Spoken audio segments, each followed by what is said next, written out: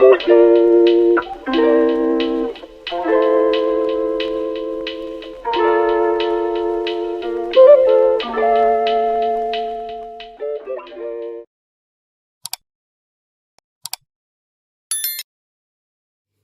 guys, so this is going to be my manga vlog, because I have been reading an awful lot of manga recently. If I am a tad quiet, it's because I'm up quite early and everyone else in my house is still asleep. So, yeah, the first manga I want to talk about is one I recently binge read, and that's Sweat and Soap by Kintetsu Yamada. Really great comedy slice of life romance, workplace romance as well. But unlike what was previously my all-time favourite series, Otogoi, which is workplace comedy romance, Sweat and Soap is more mature in the fact of I could give Watakoi to someone pretty young, like young teens, and there's nothing explicit in there to prevent them from reading it. Whereas Sweat and Soap is a tad more explicit. It's not overly explicit, so it's not like 18 plus, but there is definitely sex scenes in it. You know there's sex scenes, and there's quite a few of them, which I was pleasantly surprised by, because it's not very common in comedy romances that aren't 18 plus to get this kind of content, in my experience. We're basically following an accountant named Asoko, who works for a company called Lila Drop, who makes soap. They're like Lush, basically. And she's got an issue with the fact she sweats a lot. And because of this, she has a lot of anxiety. She thinks she smells all the time, and it basically controls her life. Until one day, she is literally kidnapped from the lobby by Natori Kotoro, who works in the development department of Lila Drop. And he is just blown away by how Asoko smells. He's like, oh my god, this is the best scent ever. I need this as inspiration. So he basically, the story starts with him asking to smell her for the next week, because they've got a big presentation coming up on their next product, and he's desperate for the inspiration. Asoko, being quite naive and anxious, agrees because she doesn't really know how to say no. But by the end of this week, they have slept together quite impulsively, and they're not ready for this thing to end, whatever it is. They're not ready to pack it in. But hey, boots. So this continues. It's very comedic, because of Ahsoka's anxieties, and because of the fact that Natori is a little perv, but we absolutely adore him for it, because it's only for Ahsoka and her smile. And basically this continues. They end up getting into a relationship, and it's them following them through this relationship, and it is funny and heartwarming, and at times it literally made me cry. Like, there's one volume that exclusively deals with Ahsoka's anxiety around her sweat condition, and how she was bullied as a child, and how she carried that emotional trauma into adulthood, how it presents itself, and how it does cause issues in their relationship, and how they work through it together. So that I really enjoyed. and the fact that in these kind of romances, when you see the characters develop their relationships, they move further into the relationships, so they start thinking about moving in together and getting engaged and things like that. It's usually all hunky-dory, nothing ever goes wrong. But with Asoko and Natori, moving in together for them does cause some challenges. Like, Natori presents the idea because it's convenient for him. His lease is coming up and they've been together a while, so he's like, oh, it just makes sense to move in together. But from Asoko's perspective as a woman, it's saying to her, well, if he's looking to move in together, is he thinking about things like marriage and settling down and having kids?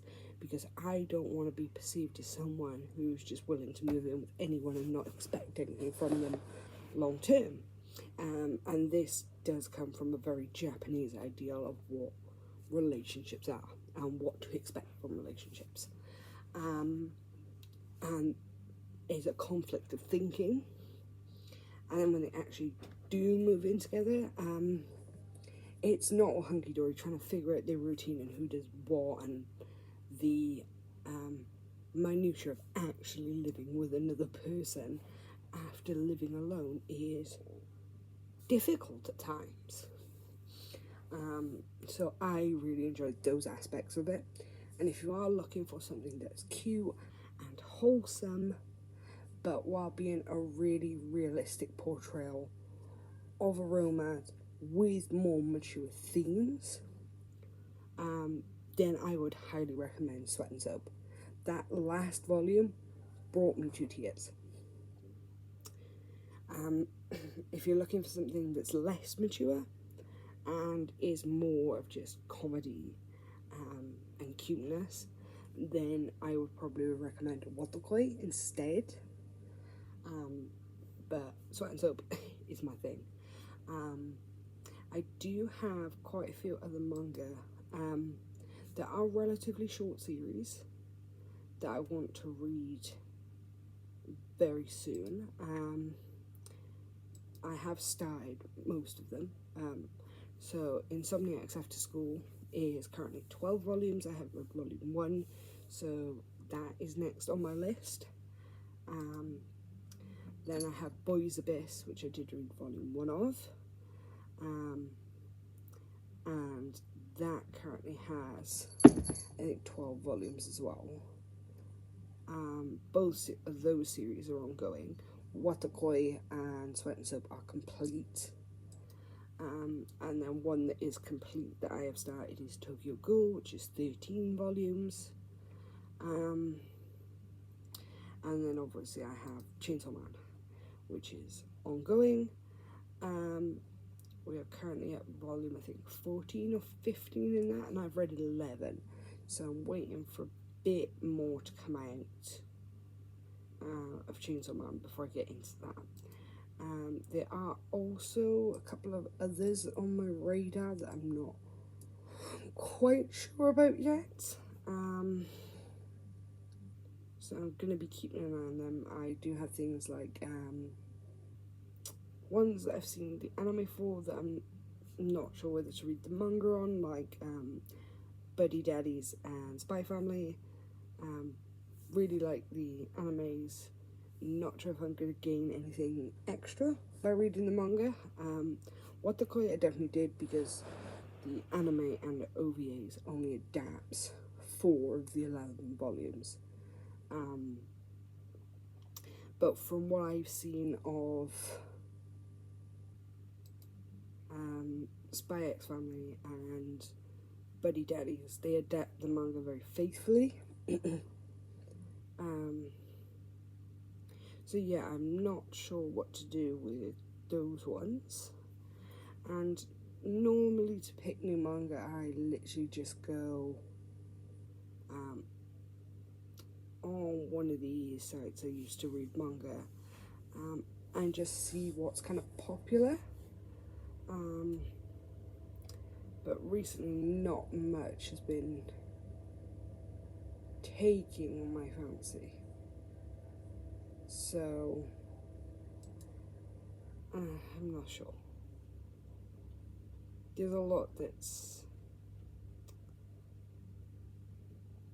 isekais and stuff like that, and I'm one of these people. I have issues with isekais. So if you don't know, an isekai is an anime where the main protagonist dies and wakes up in another world or is transported to another world. That is an isekai. So things like Konosuba, there's a lot. I don't really watch them. ReZero, they're isekais. But yeah, I just have issues with them purely because they typically aren't well developed, and they just run for the comedy aspect, and yeah. One of the only ones I sort of considered reading, I can't even remember the name of it now. There was one I did consider reading, but eventually I decided against it. I think the biggest issue I have with isekais is the main premise of the genre is someone dies and wakes up in another world. Most of the time they're just like, oh, hey, I'm in this magical world that has powers and shit. Cool. They don't actually delve into the fact that this person has died, in most cases relatively young in isekais, and how they deal with that. They don't go into the fact that this person has lost their family and their friends. They're in unfamiliar territory in this new world that they have no idea how it works. And for me, if I imagined myself in that situation, I would be really upset at the fact that I no longer have my family. I would be very anxious that I'm in this world. I don't know where my place is. I don't know how anything works. That would cause a lot of anxiety and a lot of stress. And they never seem to go into these themes. If I had an isekai that actually did that and focused more initially on that protagonist actually coming to terms with these things, then I would think about it. So yeah, my main goal is I've seen a lot of anime that I've not read the manga for, and I'm trying to go back and reread the manga. I will go back to my 3 LGBT romance series, which would be Junjo Romantica, Sekaiichi Hatsukoi. I've already given myself out with those two. And probably You're My Love Prize in Viewfinder. If you haven't heard of that one, check trigger warnings before going into that one. But those 3, I have seen the anime adaptations. I have loved them. But there's a lot more to those series than is presented. So like Junjo Romantica in its 3 seasons is presented as this very light-hearted comedic romance, when in actuality there's a lot more to it, because we have an older male protagonist that is openly gay, comfortable being gay, and then we have our younger partner, Mizuki, who initially doesn't identify as gay. He identifies as straight, and then he gets into a relationship with Sunny, and he's kind of coming to terms with yes, he is gay, if you want to use that term, but only for this one person. And I would identify Mizuki as more demisexual. He only feels sexual attraction towards his partner because he has a very deep emotional connection with him. So Mizuki comes to terms with that. He often thinks about if they were ever to be open about their relationship, how would he tell his brother, and things like that. It goes a lot into, especially Mizuki's psychology behind his sexuality. So how he comes to terms with it, how he struggles with it at times. There's a cat. That's Tigaru. Tigaru! Hey babe.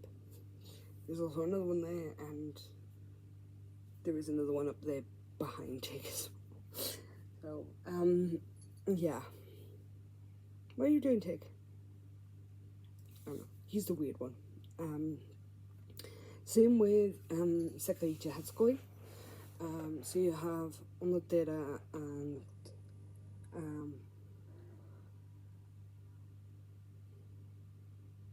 can't remember his name now. It's not Tanaka. I want to say Tanaka, but it's not. I'm terrible with these names.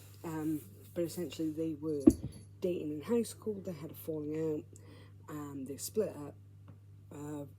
Onodera went abroad to finish his education because he was so traumatized by what happened. They then meet again 10 years later, working at the same company, and Takano, that's his name. It came to me. Onodera has no idea who Takano is, purely because they've changed as they've got older, and he's sort of buried and repressed a lot of these memories.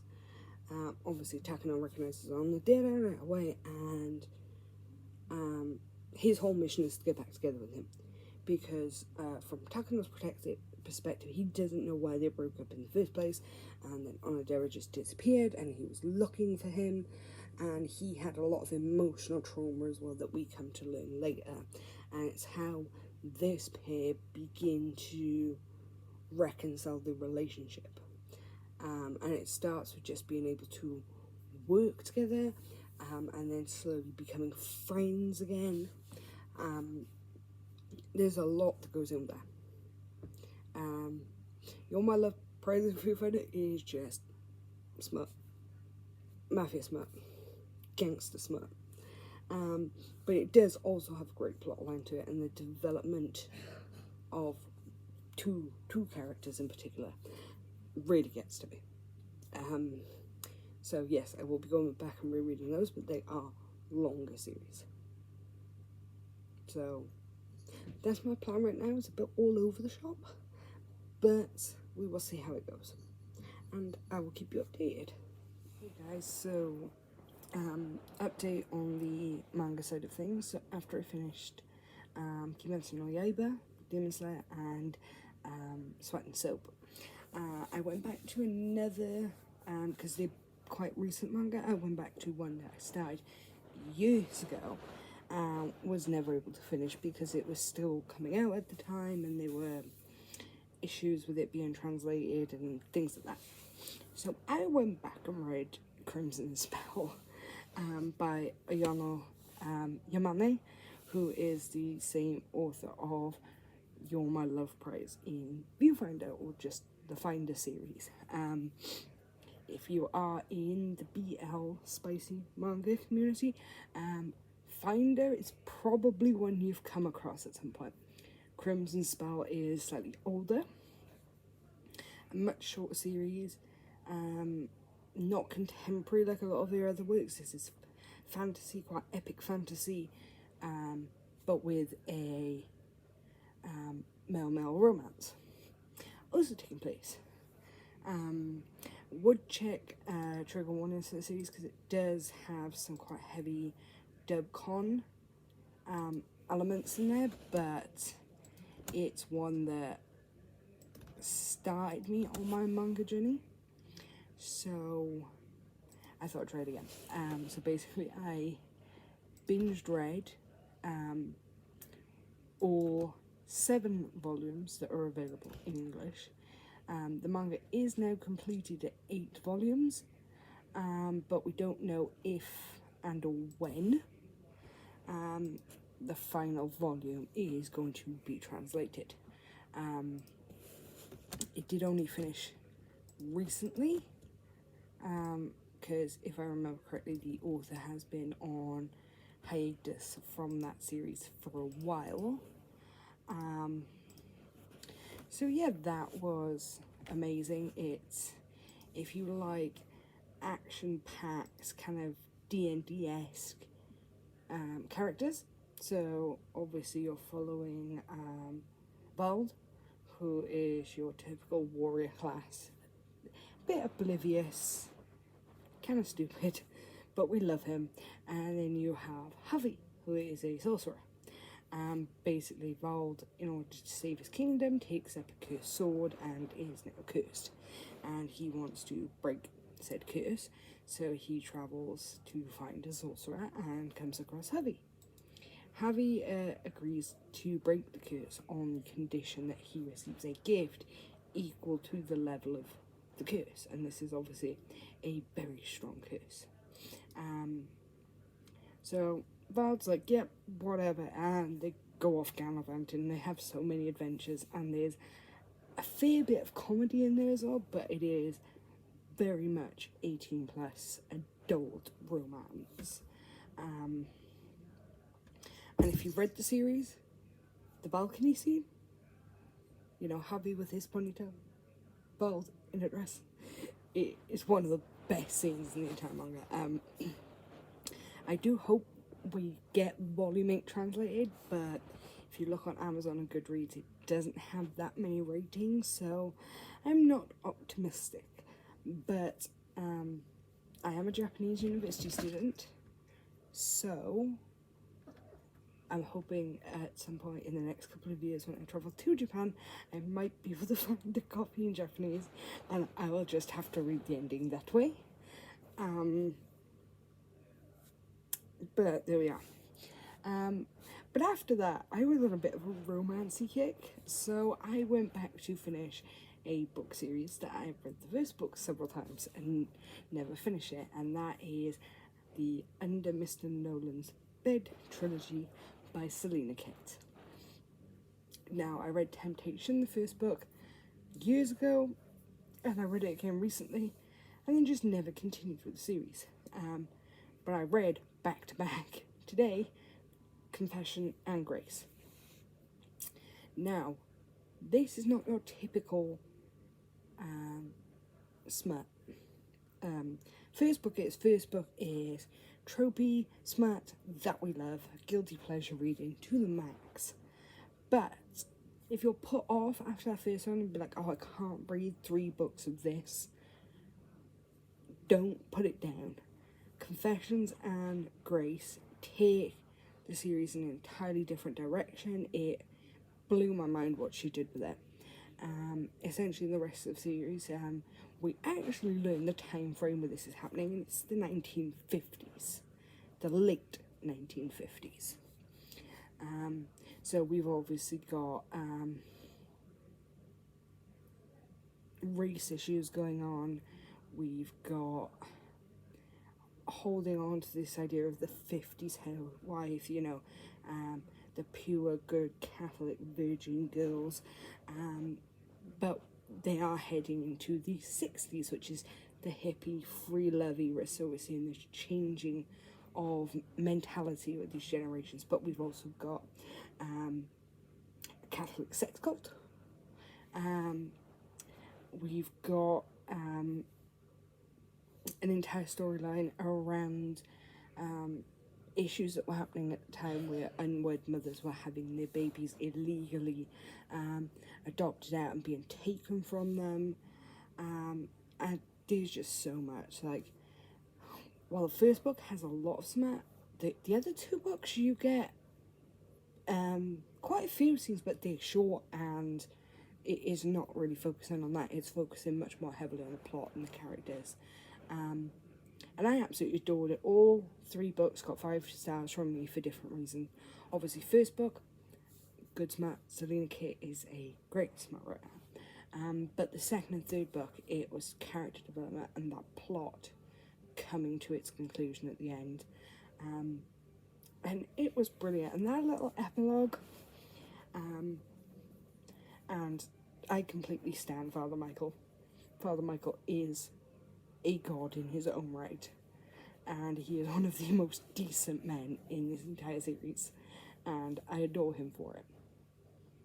Polio or not, limp or not, no matter what any of these other 50s women think, we love Father Michael, and if you do not, you're wrong. I'm sorry, but you are. You can find issues with Rob, you can find issues with a lot of the other male characters, but Father Michael sticks to his guns, and he's, especially in the last book, he is one of the driving forces behind the plot coming to its resolution. Absolutely adored it. So, manga-wise, my next series I'm going to finish is After the Rain. I read volume 1, really adored it, another age gap romance, loving it. There is only 5 volumes. These volumes are omnibus volumes, so volume 1 is volumes 1 and 2 of the manga, so if I've done my math correctly, there's 10 volumes in total if you buy the single editions, and 5 if you buy the omnibus. This is another series that's very recently come to its conclusion as well, so I'm looking to finish that. So yeah, I got 4 more volumes in that, and then the other series I have started, I do want to finish, which are Insomniacs After School, Tokyo Ghoul, and Oyasumi Pon Pon. Those 3 next in line, but I do have quite a few more that I want to read, like Jujutsu Kaisen is on there, Fire Force. I never read Soul Eater back in the day. I did watch the anime and I adore the anime, but I never read the manga.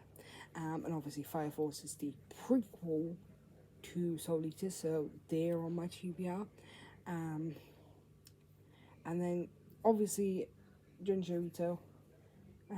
I've got Tombs as an e-arc that I'm looking to get to very soon. And then I do want to go back and read another horror manga that I started way long time ago, which was Doubt, and obviously its sequel series, Judge. I think there might be another one now, like the 3 intertwined series. I want to go back and reread them. But right now, I've got a blog tour coming up this week, and I need to finish the books for that, so I probably won't be reading much manga for the rest of this week.